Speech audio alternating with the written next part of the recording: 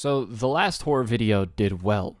Very well, which I was not expecting, but thank you. And coincidentally, this was brought to my attention, a manga adaptation of H.P. Lovecraft's story At the Mountains of Madness. The original story was written back in 1931, wouldn't be published till 1936, and years later we end up getting this manga graphic novel adaptation of it. Now, H.P. Lovecraft I'm somewhat familiar with, although I've never read any of his works fully. I am aware of the many inspirations it has, particularly giving inspiration to Bloodborne, one of my favorite games ever. And honestly, I was a little bit weary covering a story by H.P. Lovecraft, but I only own a dog, so I think I'm in the clear. The story begins with a piece of literature from Edgar Allan Poe. These were the days when my heart was volcanic, as the scoriac rivers that roll, as the lavas that restlessly roll, their sulphurous currents down Yannick, and the ultimate climbs of the pole, that groan as they roll down Mount Yannick in the realms of the boreal pole. And then in the second page, we get another quote, this time from the narrative of Arthur Gordon Pym of Nantucket, a work that was very big for what would be science fiction written back in 1838. And it says, "The darkness had materially increased, relieved only by the glare of the water thrown back from the white curtain before us. Many gigantic and pallidly white birds flew continuously now from beyond the veil, and their scream was the eternal Tekalili as they retreated from our vision." Tekalili, Tekalili, I'm scared to say more because, I'm scared I'm gonna summon something. Now, the story begins with these two excerpts, and then it sort of does this, you see it before in movies, where essentially it starts off with the midpoint of the story before flashing back to the beginning, and that's what you get throughout this entire chapter. You see, there was a crew sent out on an exploration of Antarctica, and the story begins with a rescue team looking for a 12-man crew that they lost radio contact with. And so they are there to figure out what happened. Pretty standard so far, right? Well, where the story ends up taking an instant turn from the beginning, before we later flash back and then sort of figure out how we got there, is finding out what happened to them specifically. Now, for those of you that have read the original version of the story, you can let me know, but I'm a Neanderthal who needs pictures in order to read something. If not, I can't. I'm sorry, that's just how my brain is wired. However, I will say that in this page specifically, the way that it describes the scene would have painted this picture vividly without the need of actual imagery, saying the bodies were incised and subtracted in the most curious, cold-blooded, and inhumane fashion. Man and dog stripped as by a careful butcher, meat and organs cut out and removed.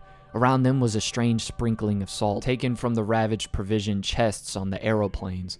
What had happened to the bodies of Lake's team was horrible and strange beyond imagination. Reading this scene really does feel like somebody who's had enough time to process this insanity that they've witnessed, and given H.P. Lovecraft's reputation with cosmic horror, as well as the usage of the word inhumane, really allows things to be limitless. Anything could happen, anything could appear, anything could be happening behind the scenes, and therefore leaving me on my seat's edge like that, as well as being unpredictable, I've noticed has really been a key formula into stories that are horror thrillers, if you will. We then flash back before the men go to Antarctica, them arriving on Antarctica, and everything pretty much goes as expected. They have a plan, they're following the plan, things are going well on schedule, and of course there will be a storm that's going to end up happening, so they're working with a bit of limited time, if you will. However, there are some characters we need to point out because they are the most important to the story. The four of those characters being a biology professor called Lake, an engineer known as Pabodie, a graduate student, Danforth, as well as the primary character of the story, William Dyer. Listen, bro, the English language has so many exceptions, you cannot get mad at me if I pick the wrong pronunciation. So these four men and the rest of their crew are on this expedition, which ends up taking a deep dive when there's a plan, and guess what? That plan ends up being thrown into oblivion as Lake ends up finding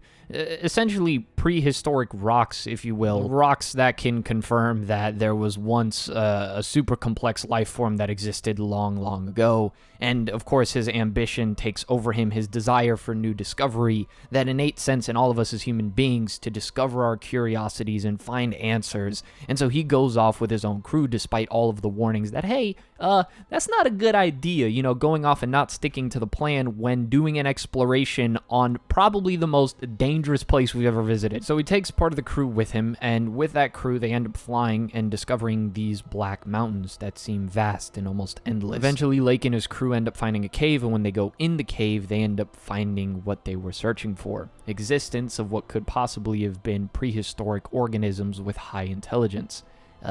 I think you can all see where this is going to go horribly wrong. And it's really interesting to see this, as I imagine this could be a staple in a lot of H.P. Lovecraft's works, but in this adaptation, they do a really good job of depicting Lake's personality really taking a downward spiral as his ambition to find more and more grows, his willingness to just do whatever it takes to get down to the nitty-gritty of things, and that being his ultimate downfall. Now, I also will compliment the artwork immensely.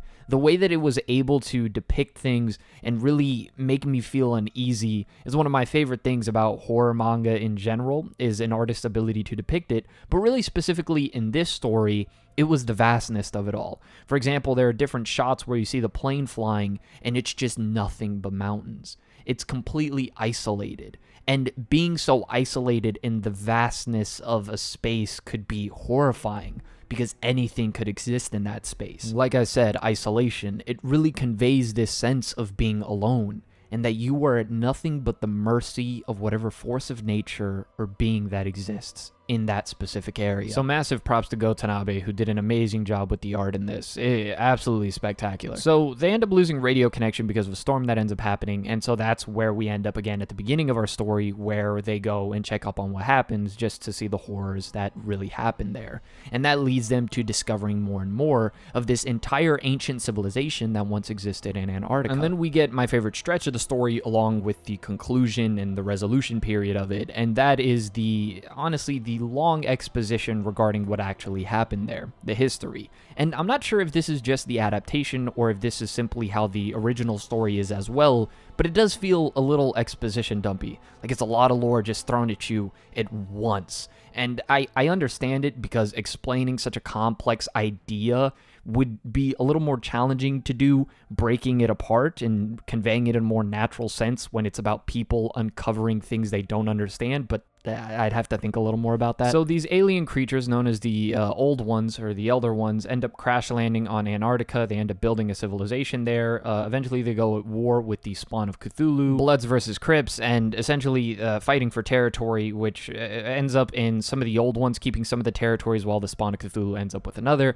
although their territories end up collapsing into the ocean, so that would explain that. The Old Ones had these slaves known as Shoggoths, and the Shoggoths end up rebelling against the Old Ones, which ends up in a whole other massive war, and eventually also the giant freezing ends up happening. So the Shoggoths essentially got the one-up on the Old Ones. Deer and Danforth end up discovering a Shoggoth and barely escape with their lives, but they end up escaping, making it back into safety, and then the resolution period of the story, where Danforth has lost his mind, and the narrator of our story was, of course, Deer. Now, overall, I thought the story was interesting. It kept me compelled from beginning to end, and it's sort of my first actual read into something of cosmic horror, and I will say the instant sentiment of dread that it creates, it's almost hard to wrap your mind around it, which I think is really the fear in and of itself. Y'all can let me know if I'm a little off the mark here, but it's almost like our humanity and how limited it is. The existence of things out there, be it deep in the ocean below, in areas like Antarctica, out in space, things that are so powerful but also so beyond our comprehension that if they were ever to choose to take action, we would be completely helpless and can do nothing but watch or be the victim of. As if our deepest intrinsic qualities of who we are as people, our curiosity to discover things and push beyond our boundaries, will inevitably be our downfall once we mess around and find out. And so despite reading this from the perspective of an individual, right, William, who's our main character, it's almost as if he's realizing he's not even the main character, if you get what I mean. All of us live our lives like if we're the primary ones, like if it's all about us.